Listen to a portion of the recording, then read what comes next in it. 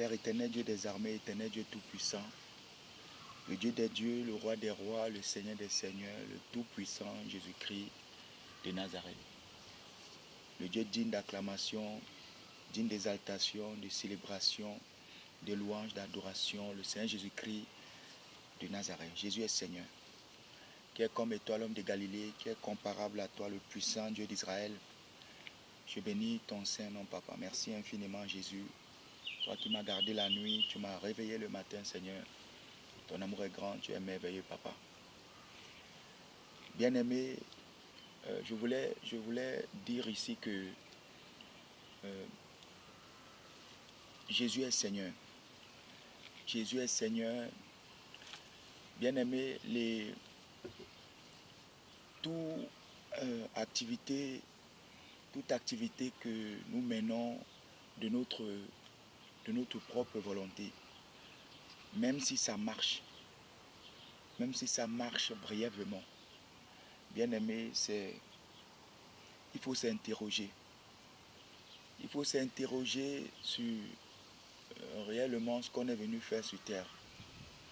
Même si tu fais un commerce qui marche à 1000%, à 2000%, bien-aimé, l'ennemi que nous sous-estimons, nous méprisons, est violent.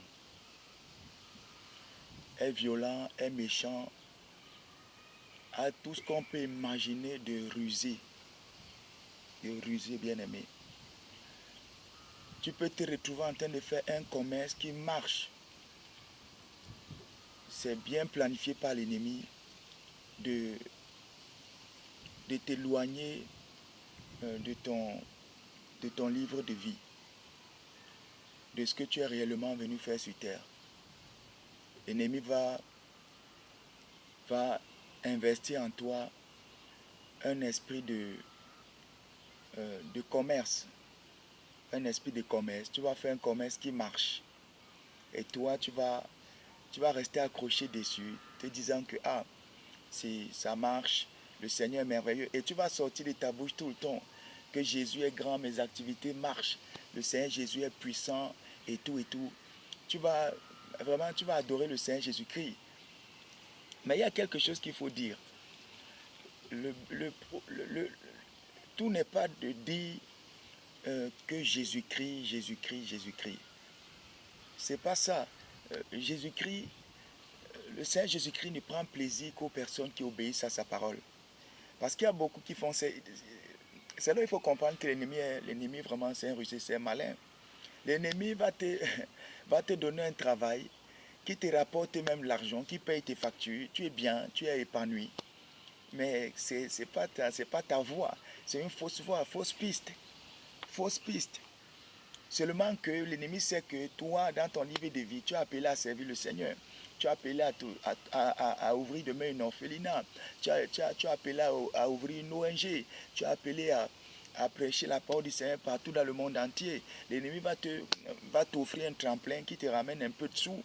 Et toi, tu vas penser que non, Jésus est Seigneur, que le Seigneur est merveilleux. Quand je dis Jésus est Seigneur, ça veut dire que c'est des propos qui sortiront de ta bouche. Pourtant, tu es très très loin de connaître le Seigneur Jésus-Christ.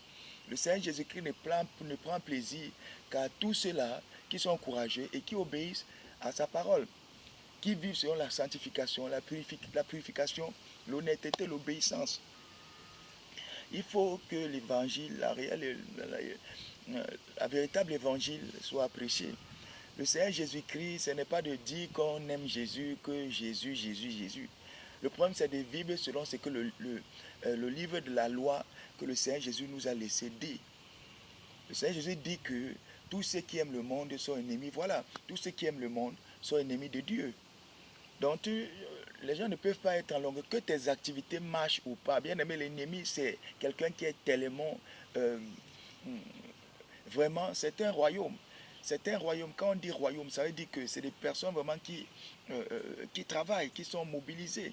Ce n'est pas des personnes qui sont anesthésiées, c'est des personnes qui sont mobilisées, qui travaillent 24 heures sur 24 pour faire tomber tous ceux-là qui ont des destinées importantes. C'est pourquoi ce n'est pas tout le monde qui est combattu par la sorcellerie. Ce n'est pas tout le monde. Ce n'est pas tout le monde qui est combattu. Des gens qui ont des destinées qui ne valent vraiment pas, qui ne sont vraiment pas ça. Ils dorment tranquilles. Hein. ils dorment tranquille. Que tu pries ou pas, vraiment ton sommeil est paisible. L'ennemi se rassure que toi, vraiment, ton livre de vie est costaud. Tu as appelé à faire du bien aux autres et ça, l'ennemi n'aime pas ça. C'est pourquoi la sorcellerie nous combat. C'est pour ça que la sorcellerie combat des étoiles, des lumières. La sorcellerie ne combat pas n'importe qui.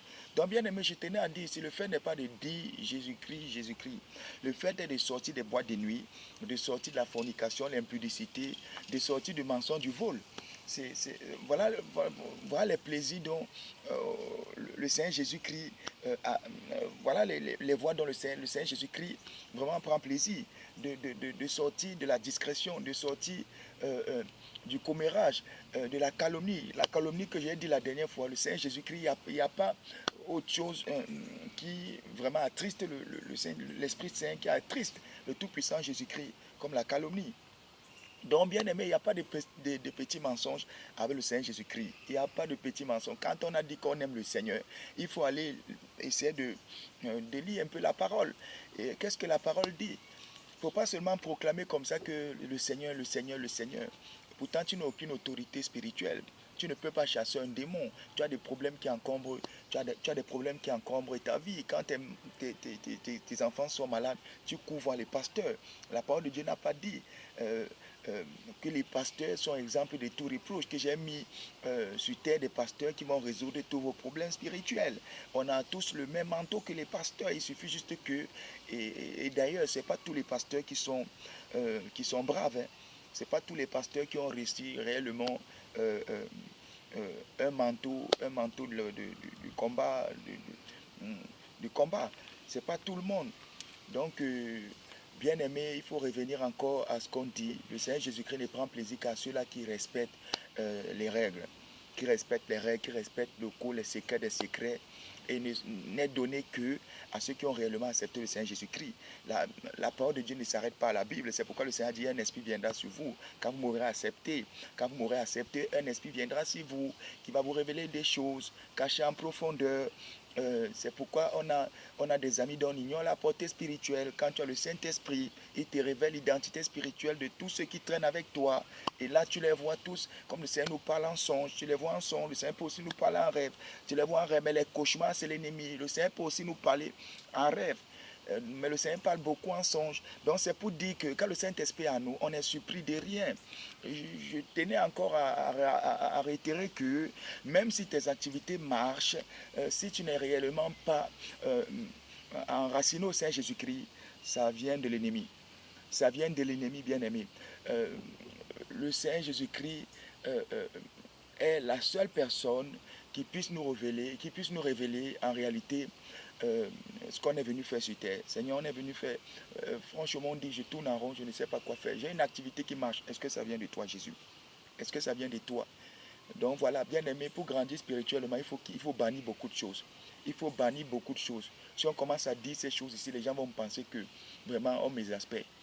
Les choses comme la télévision, la discrétion. Tu peux regarder le journal 20-30 minutes. Tu peux même regarder même la télé. Mais il faut que tes heures de prière soient plus importantes que la discrétion. Si tu regardes la télé 18 heures et que tu pries une heure, bien aimé, il faut revoir ton problème.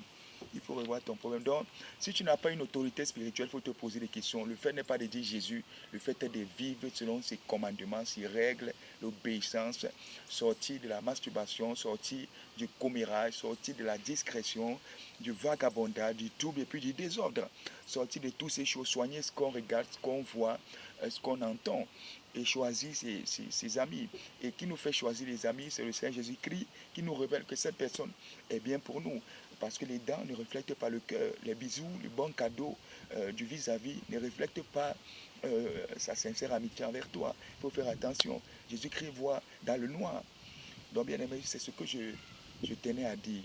Que des fois, on s'accroche à des boulots qui apportent réellement le pain à la maison. Mais des fois, ce n'est pas toujours la volonté du Seigneur. Ce n'est pas toujours la volonté du Seigneur. Consultons le Seigneur en toutes choses avant de s'engager. Jésus est Seigneur, tout-puissant, Dieu éternel. Je bénis le nom de Jésus-Christ. Ton amour est grand, Seigneur. Tu es incomparable.